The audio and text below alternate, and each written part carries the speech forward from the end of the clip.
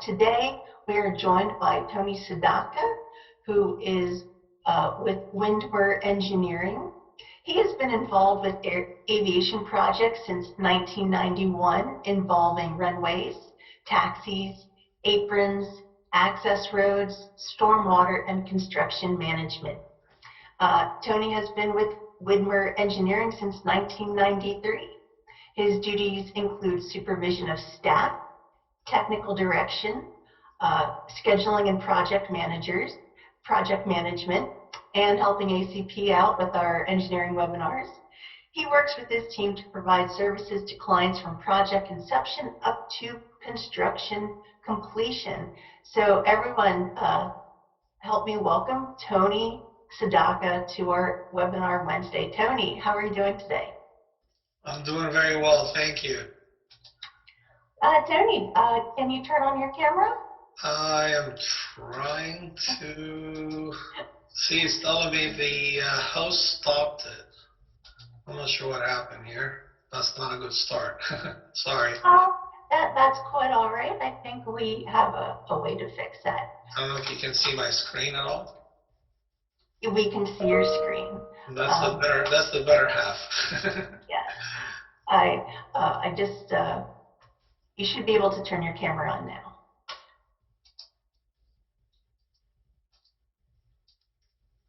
All right. All right, welcome. How are you? I'm well, thank you so much. And before we get started, I wanted to let everyone know that these engineering webinars are put on by our education committee. They help develop the content for all of these webinars. And if you have any interest in serving on our education committee, please feel free to reach out. You can reach us at info@acpfly.com. We also have other committees that you might be interested in, such as our legislative committee or our communications committee. So with this, I turn the presentation over to Tony. Tony, once again, thank you for joining us today. Thank you, Mary, for having me. And good afternoon, everybody. I guess it's afternoon. So again, my name is Tony Sadaka with Widmer Engineering. We're working with the Zelienople Airport Authority on an exciting project that's really been going on for years. The airport manager, David Holman, unfortunately couldn't make it. Something came up and he had to actually fly out of state.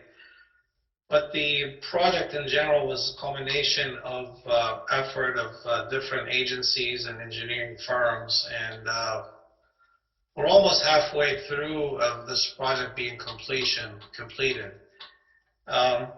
So this is Zelienople Airport picture of what the airport looks as of now, and we'll try to, sorry about that. The location of the airport is, if people not aware of the area, we're in the western side of Pennsylvania, about 35 miles north of Pittsburgh.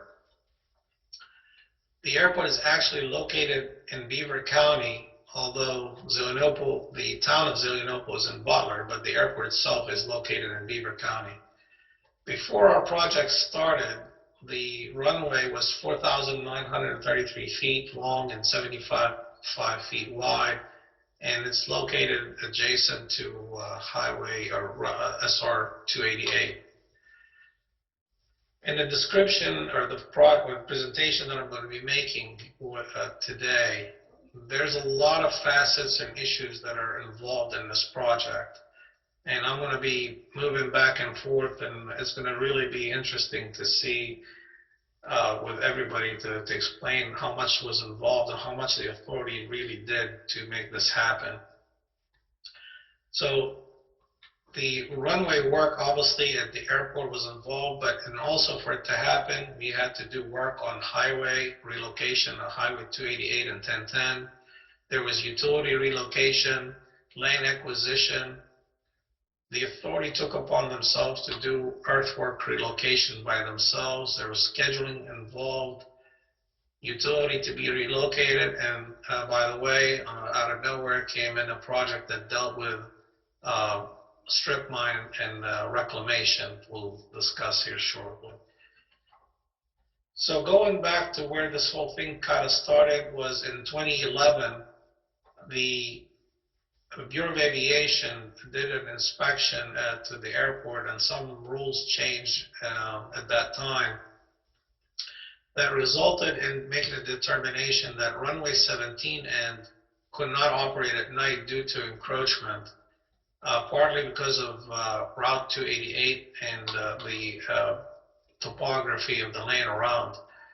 So as a result, it was deemed that a threshold had to be displaced, not only on runway 17 end, 550 feet, but also on 35 end, there was 280 feet of displaced threshold. So right off the bat, the airport authority was working on finding solutions and what can be done to eliminate these issues.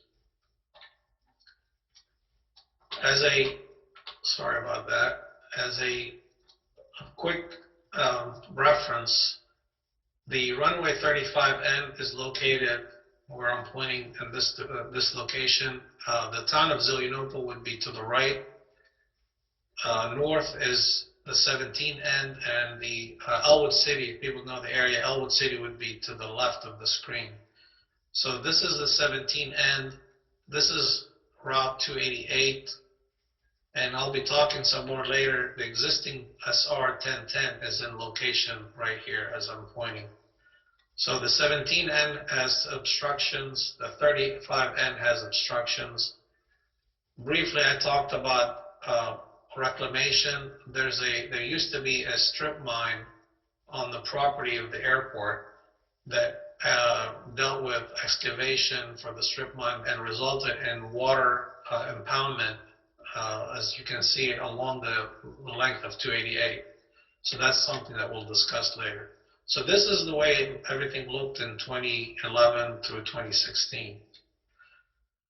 So in order to start solving the issues that are being faced by the authority, they engaged GAI engineering to perform some studies for mitigation and to present some ideas to what solutions can be provided to make these obstructions be removed and the obstructions eliminated for the operation of the airport. And at the same time, Bureau of Aviation did a pavement study, resulted in an evaluation of the runway that said, decided based on the results that it's a fair rating. Between all of these issues combined and the increase in the jet operation, the authority figured that there needs to be a feasibility study to pursue reconstruction of the runway and elimination of the obstructions. The Bureau of Aviation applied for a feasibility study in 2014, and they selected Kimball Engineering to provide the feasibility study and make a submission to Bureau of Aviation. Took a couple of years to do the work, design and the analysis, and Kimball was able to submit to Bureau of Aviation and obtain approval for the study. And I'll go over with the results of the study in a second here. But while the study was being performed, the authority was engaged with the Corps of Engineers and the Conservation District to obtain permitting to the work that was being proposed. At the same time, the issue of the strip mine became evident, and they were required to do reclamation to that area. So they were pursuing obtaining funding to eliminate that problem. At the same time, they needed funding for removal of 288 as an obstruction, and Kimball helped the authority to obtain multimodal grant.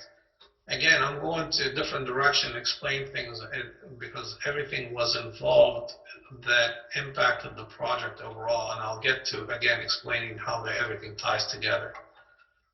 With the feasibility study that was prepared, the resulting solution was that we had to shift the runway 17 and 310 feet north in a north direction and eliminating 241 feet of the runway 35, which is on the southern side of the project, of the runway.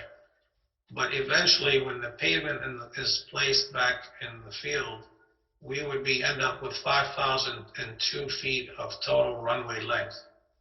It was 4,933 before. So we had a shift and a little bit of a construction, basically.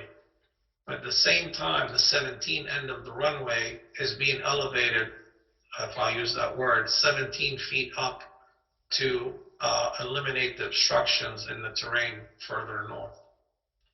And also part of the project was to construct taxiways to match the runway design. This is a quick picture that might help with all the discussion that I'm explaining. This is the 35 end. This is the area that we're eliminating and removing. This is the 17 end. This was initial draft. It wasn't the final design, but in general, giving you an idea of the 17 end, how we extended the runway and raised it on this end 17 feet. Again, eliminating this portion of the runway on the 35 end. And in order to not only raise the 17 end and help with the obstruction removal, we had to redesign, or was required that SR-288 had to be realigned and lowered approximately 50 feet to eliminate the obstruction that was being created by the highway. And as a result, this highway here, SR-1010, had to be relocated to where we're showing it on the drawing. So we had a SR-1010 relocated, 288 relocated, and vertically, that whole portion of the road here had to be lowered 50 feet on average.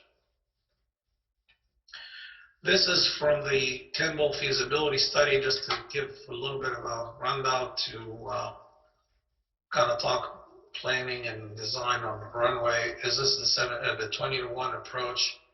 And obstruction, you can see in that corner how the grading, and I know it's hard to see with the close-up contours, but this corner was an obstruction that required relocation of the road in order to make the design work as needed. And it shows the extension of 17 end also. Again, this is before any of the work was started. Just to kind of give you a quick perspective, the 35 end before the construction is done, the 17 end, and the impoundment area. So once this design was to be started and the planning was started, the authority identified the following issues that they had to deal with: land acquisition, wetland relocation, the relocation of the SR-1010 and 388, and we had utilities that had to be relocated. This is all on the 17 end. In order to resolve the issue of the land acquisition, the airport had to negotiate and work with an owner to obtain 46 acres on one property, and another property owned by the Fish and Boat Commission. They had to obtain 37 acres to remove obstruction. Portion of the 37 acres was on what used to be the Hereford Manor Lake, and the dam itself was the obstruction.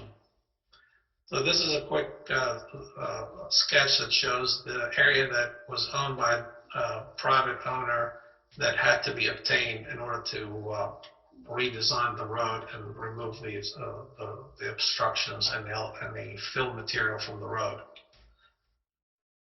And as I discussed, one of the issues that we had with the removal of all the fill material that was on 1010, the issue of the strip mine became evident and had to be resolved.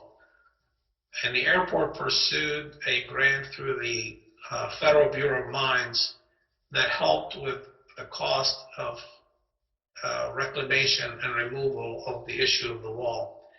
And this helped because the 1010 highway, mainly, that fill material that was, I'll go back and slide again, to remove that fill material to build the new road That fill material was used to fill the impoundment area in the water that was located and fill against the road.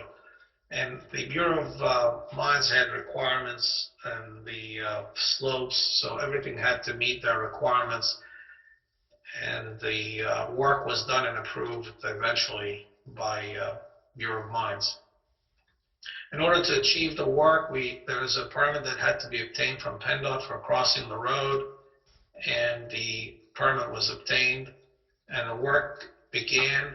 And the amazing thing about this work that we're talking about here is that the authority themselves rented the machines, the trucks, the equipment, and the workers to perform the work, because if they put this out to bid, the cost was going to be way beyond what the grant that was available.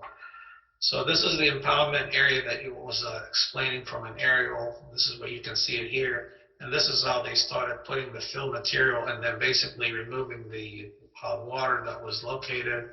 And you can see in the picture below the final product after the fill material was placed along SR 288.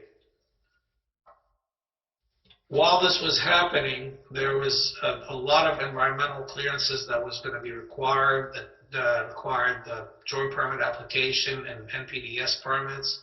The authority engaged with Green Valley Environmental to perform the environmental work. They were able to pursue that effort and obtain all the permits that were required and needed for the project to proceed.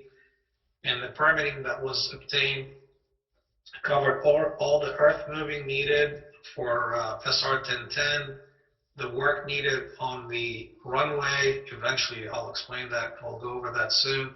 And the wetland relocation. So this was a lot of effort involved to obtain all these permits. This is the area, the main area of the wetlands that had to be worked on and mitigated. And you can see this is the area of the runway, the existing, and the taxiway where it ends. There's a body of water in front of it. That was all part of the permitting that was obtained by the authority. In 2018, Widmer Engineering, we got involved with the project, and we were selected to perform the actual design for the runway and for the Route 288 and 1010 design. The issues that we had, in order for the runway to take place, the highway work has to be used because all the fill material that we had to install on the airport had to come from the roadway design and construction. So the sequencing of all these projects was very critical and very, very stressful actually to make it all happens. So again, the fill material that was being taken from 1010 mainly went along the mine reclamation, and a lot of the work that's being done to relocate 288 is being placed to provide for the extension of the runway and the taxiways. To reflect the amount of effort that the authority provided, which is amazing, they moved about 1.3 million yards of material themselves and placed it in different locations on the airport itself, which is an amazing task. And then the issues that they face while they're doing the work is that there was a lot of rock involved, so they had to do a lot of blasting. And there was a lot of utility relocation utilities that were located along 288 and 1010. These are some pictures to show some of the effort that was performed by the authority, and you can see the rock material in these pictures. This right here, this road is the existing 1010, and this you can see how they were excavating for SR 1010. The proposed looks like a bowl, but that's how it ended up looking based on the alignment and then the excavation. And you can see them, they were actually drilling and doing blasting in order to be able to continue the excavation. So this is the work along 1010. This is a picture along 288. You can see the existing 288. The work they did has to stay within the right-of-way, and therefore this is why the excavation on this side at the grades that you see. But they performed all this work themselves and excavated it and stayed within the PennDOT right-of-way, outside the PennDOT right-of-way. These are additional pictures. As you can see, the 1010 again, as it's being excavated down, and it shows different various stages of the project. So by 2019, you can see, again, this is 288 and this is 1010, and you can start seeing the excavation area of 1010. And right here you can see all the fill material that was used to place along that strip mine. So at this point is where our first phase of actual airport work was starting. And the first phase that we had was to work on the 35 end, which is this end here. This is the first phase that we did, and we bid a project to start and reconstruct 2,400 feet of the runway starting from the 35 end. The project was put out to include additional work at 2 taxiways, electrical for lighting, and some signs. The plan is to, after we finish the first phase, we move on to second phase and basically construct the remaining portion of the runway on the 17 end and install the fill material to raise the 17 runway end. While this was happening, the design was provided for the highway work, which required 1,740 feet of Route 288 to be redesigned to eliminate a reverse curve and move it away from our airport runway and lower it again to eliminate the obstructions. On average, there was 50 feet of excavation to lower that highway. On 1010, again, the road was totally realigned in a different location, and with this design that we had, we were able to achieve all the requirements for a clearance for the airport up in the 17 end. Issues that were involved, like I said, were utilities. There were a number of utilities: Penn Power, Verizon, American Water, gas, and cable. One of the surprises that came up is that with the utilities being located on State Road, the idea was that the utilities would move there or relocate for basically for free. But I guess what happened is that they challenged that thought process, and after discussion with PennDOT, the decision was made that since the multimodal is a grant that's going through the authority, that is not a PennDOT per se project, ended up being that the authority had to pay for utility relocation. That alone added about $750,000 in cost. Part of the way that the utility tried to eliminate the cost, or reduce the cost, I should say, is that they took it upon themselves to provide construction as much as they can in excavation service. This is the line where the gas and Verizon had underground facility, mainly under the existing road. Water and gas was along the road and up to 1010. One of the things to save on the cost, the authority provided the excavation to provide a relocation of electrical and Verizon underground and Armstrong cable. So they excavated all these lines and installed the underground conduits. The water and gas did their own relocation. The reason why the electrical and Verizon were on this location here was to have them located atop of the embankment, way out of the way of the construction. This is an overview to show where the Verizon and electrical and cable line was moved to. So this is going to be where the new Route 288 will be. This is the embankment, and this is the alignment that the new conduit was installed underground. Again, this shows the new 1010 where it's going to be located. This is a view from the other end, so 288 This is a recent picture where 288 is being constructed, but 288 bends, and we moved the utilities all the way out of the way. So in 2020, the first phase of the airport project was put out to bid. Independent enterprises were the low bidder. By the time there was change orders and additional money, luckily to the airport, that was provided, the project ended up being about $3.3 million. This job started on the first phase to reconstruct 2,400 feet, but there was additional funds available that had allowed us to extend the project another 1,000 feet, which was a great help because by the time that phase one was started, it allowed us, when we're doing the second phase, to keep the airport somewhat in operation and reduce the cost to the airport.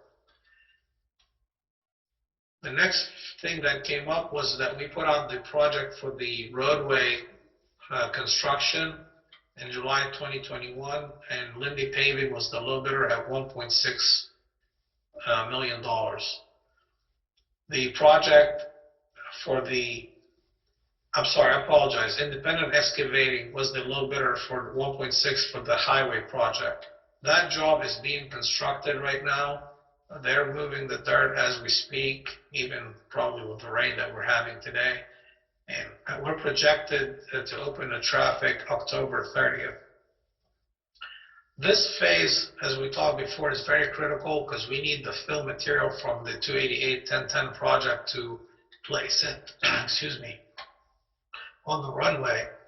Because in April 2021, we actually already bid the airport project, the second phase of it, and Lindy was the low bidder at about 1.5 million.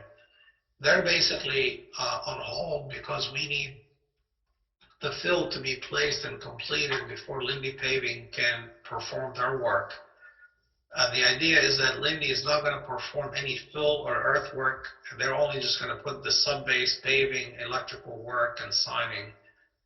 And so the sequencing is critical for us that Independent Excavating finish their fill operation on the airport so that we can continue with the airport portion of the project.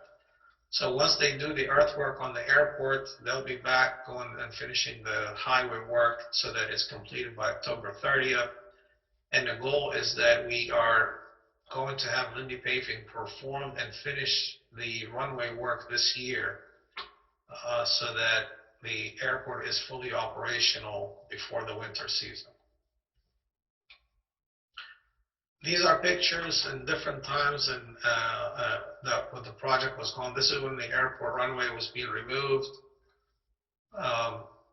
This is the construction as 35 end was being constructed. Some of the taxiway being finished. This picture shows the final product of 35 end, and you can see that the previous picture you had a runway was extended to the south of the location, and actually this is where it kind of was removed. So this is the final product of runways 35 end. Again, this is an aerial to show what I'm just talking about. This is just as soon as the airport first phase project was completed. It shows the 35 end, the portion that was removed. The new pavement was 4,000 feet to this location. So new phase actually is going to overlap a little bit and then go about 1,000 feet or so to where the new runway will extend. This shows again the strip mine removed, fill excavation area from 1010, and this is before the roadway project was started. These are pictures of some of the fill operation, how the fill is being placed, where the wetlands was located and relocating wetlands. This is the 17 end, and it shows as the project was started on the 288 project. You see 288 has been closed and the pavement's been removed, and the earthwork is moving along where fill material is being placed as needed for the runway extension. Again, remember this end here to be 17 feet higher.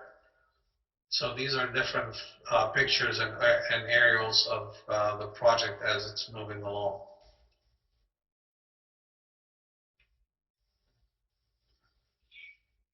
This is a final product of the 35 end, and I have a quick drone of a couple of, let me see if it's going to work. This is the mine reclamation, actually. This is the work that was done for the mine and the fill material that was placed. 288 is to the side right here. This is wall 288 before it was constructed, but this is all of this work was done by the authority. It's amazing amount of work that was installed and performed. It doesn't give it justice, the effort that they did. It was amazing. They were able to do all this work.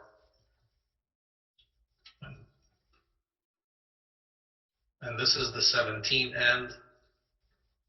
And you can see the road. This is where we got a permit to cross the road. So they're moving the dirt from the existing 1010 across the road. And this is towards the end of 17. And the obstruction, which is not there, the dam used to be on that side. And this is looking back.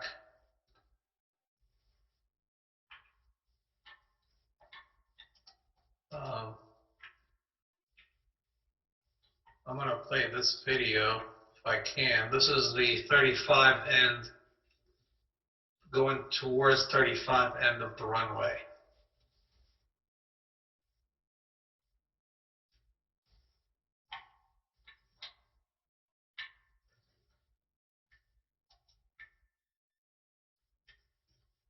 So this is here is while the construction was taking place, the video, the short video I showed before was existing. This is during the construction 35 end.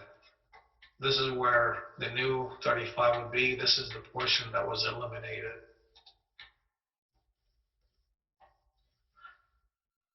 This was the work that was done last year. It was challenging during the COVID, and everybody else probably went through it. It was on and off, and the construction crew that was doing the work actually had to shut down because of COVID for a while. But at the end, they were able to complete the work on time.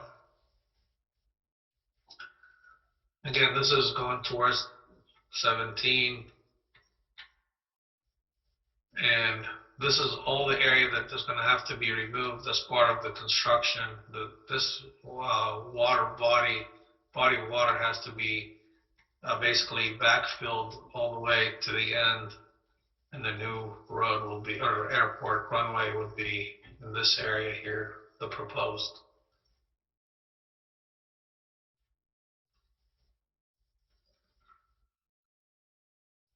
This shows the work that was being done again at that time was being done on the 1010 project. Again, this is all equipment by the authority that they did and challenged. It was a big challenge, but they were able to do a tremendous job with all the equipment and personnel that they provided.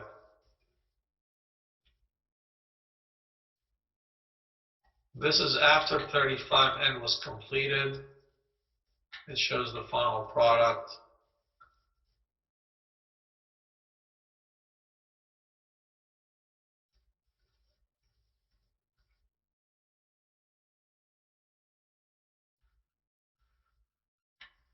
And as you can see here, the area was the seeding for the strip mine was taking place.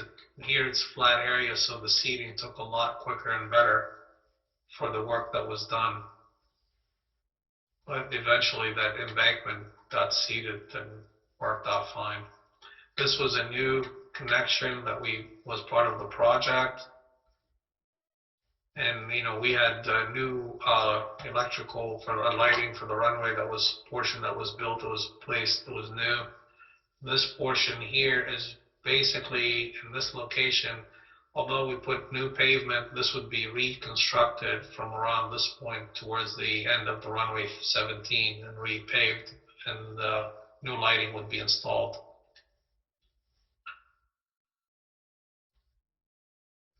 We had to redo the marking on the 17 end due to equipment temporarily until we get to this project that we have under, that was bid already. This is showing some of the fill material that's being placed, again, to increase the height, because 17 is going to be increased. Also, the taxiway portion is going to be increased. And this is ongoing work that's happening as we speak. The plan is in 3 weeks, the runway work would be, the fill for the runway would be completed. And the, like I said, the airport contractor at that point, Lindy Paving, will be able to mobilize and start the work on the subbase and paving, lighting, and everything else that they have in their contract. I might have, let me see here. This is a video of, as of last week, what the field condition looks like, and the, I take that back. This is an older version. I jumped the gun. This is the video. This is as of last week. And I think this is what we were showing you before, is that this is the fill material, this is the road that was removed.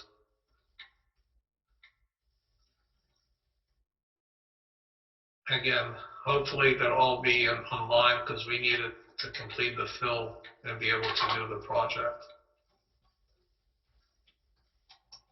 The equipment they're using is massive, big equipment. They can take 10 feet of fill at one bite. It's amazing the amount of dirt they're moving per day. In summary, the airport authority was able to have a game plan. They identified the displaced threshold they had, and they tackled the project by working with their own manpower to excavate the new 1010, excavate a portion of 288, acquire property, relocate utilities, work on relocating wetland, and in the middle of all of this, they dealt with a mine reclamation. I think they did a great job. There was a great effort from different, like I said, agencies and consultants to get to the point that where we are. I might have went kind of quickly, but I think I'm at the end of my presentation.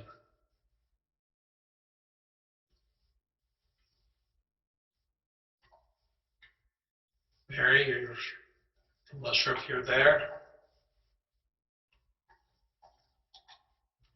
Tony, I'm here. I'll need you to return controls over to me the way we started off. And while you're making me host again, I will start with this first question. Hey, yes. With the authority doing the earthwork, what did you do to validate their qualifications, and were there any concerns about conflict of interest for inspecting and testing? We had a third party that did all the inspection, because we don't do geotechnical work. So we had a third party that worked in that aspect. We do civil engineering, but we don't do geotechnical or wetland mitigation. So that effort was totally out of our hand, and all that information was turned over as documentation to Bureau of Aviation. All right, since there were multiple sequences and phases for the project, what were the main challenges with managing this project? And how did the team overcome those challenges? Well, yeah, this was an ongoing process. It was definitely, still is, as of today, a constant, coordination that was needed all the time. And basically, communication is all I can say. Communication is the only way and the best way to do this. No matter how difficult an issue might come up or a problem, you have to be upfront with the issue and just tackle it, rather than try to think that you can hide it or delay it or kick the can down the road. The only really way to do it is to communicate, first of all, to try to avoid the problem, But if it is a problem that comes up, whoever is involved as a team, just talk and discuss it and find a solution. And with everything that we've had, it's worked fine. Everybody worked well together. Even with the transitioning from consultant to consultant, everybody worked well. Kimball was very good working with, providing us all the data they had, and really it worked well all the way around. What services needed to be cleared? Part 77, Table 3 through 2 from EB99A. Did you have 15 feet of clearance between the Part 77 surface and the new road? Yeah, 20-to-1 approach was the main issue that we had. 77, we're it's like I'll be straight up and say it's kind of a little bit of fluid based on how we end up after the highway project is done. There's additional work that the airport authority has to do, but the goal, to answer the question, yes, per plan, it was being cleared. Part 77, the 15 feet clearance is also all part of the game plan. And the disclaimer I would say, what I'm trying to get to, is that after the work is done by the contractors, the authority will have to do some additional excavation and earth moving to achieve that ultimate design goal. Well, somebody's complimenting you on a nice presentation, Tony. Thank you. Followed by, what funding sources, such as grants, were captured and what were the amounts? And how did the authority raise the local share for matching grants? I'll answer the last question first. The matching was the work that they did themselves in the field, if I understand correctly. That was their match. They also paid for our design, the engineering part, directly. So that was the other main portion of their match.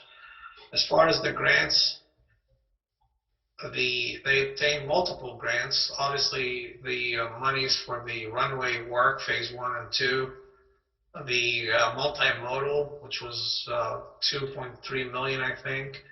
They obtained a grant for the mine reclamation, which was almost, and I'm going to guess at this point, but I think it was almost $700,000 or so.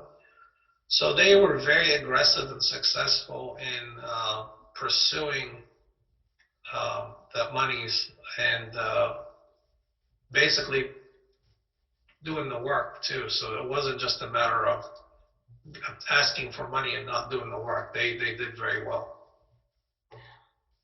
How was the authority able to move the soil at lower cost than a professional earthwork company? That's a good question. And it's mind-boggling to me, but the answer that Dave has to answer that one. I know he hired a couple of operators from other contractors that were very skillful. Probably they didn't put as much of a, quote, profit that a contractor would probably overhead or profit that adds to the margin of the effort.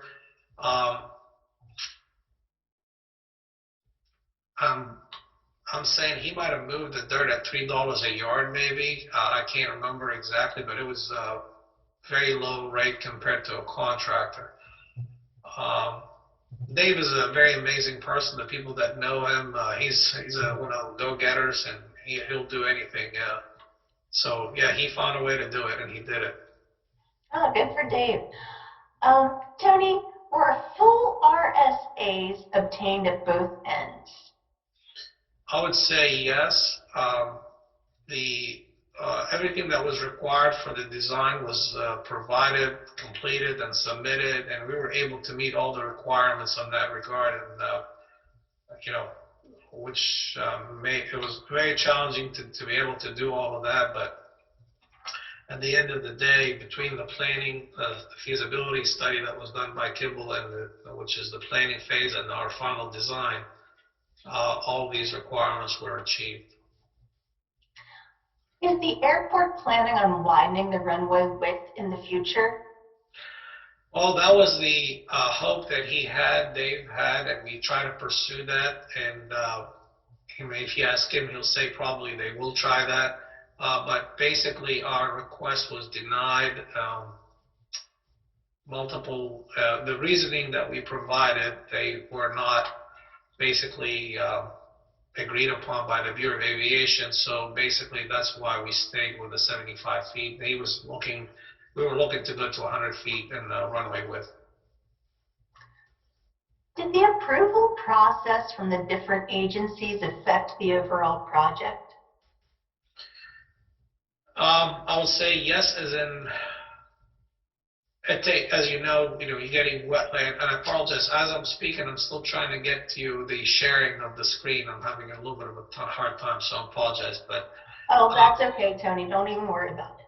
so the answer to the issue is that trying to obtain the approval for permitting mainly was the biggest issue when it came to the DEP and Conservation District. What happened was, unfortunately, right around the time that we were performing it wasn't our sub, the environmental group was obtaining the permitting, the Beaver County Conservation District lost their permitting authority. So DEP had to perform all the approvals for NPDES and all the other other permits needed. So it kind of delayed a lot of the approvals that we had.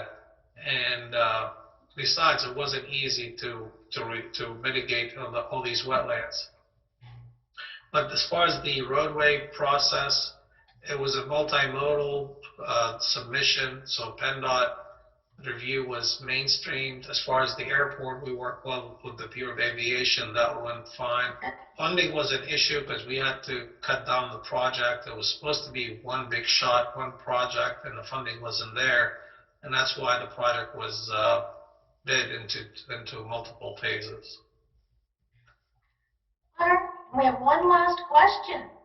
Is the project on schedule to be completed within the paving season this year?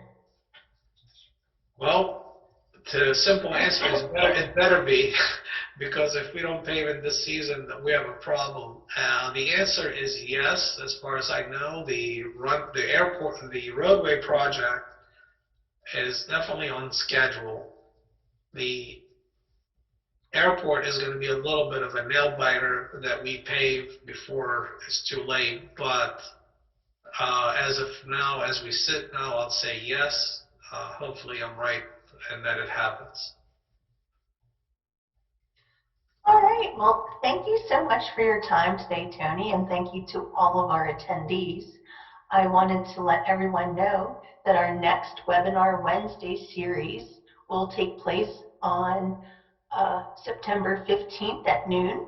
The topic will be airport noise and land use compatibility, and that will be presented by Zach Nelson with McFarland Johnson.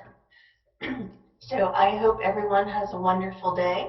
If you have any ideas for future Webinar Wednesday topics, feel free to email us at info@acpfly.com. And again, we thank you all for your participation, and we look forward to seeing you in the future. Thank you so much, Tony. Thank you. Take care. All right, goodbye, everyone.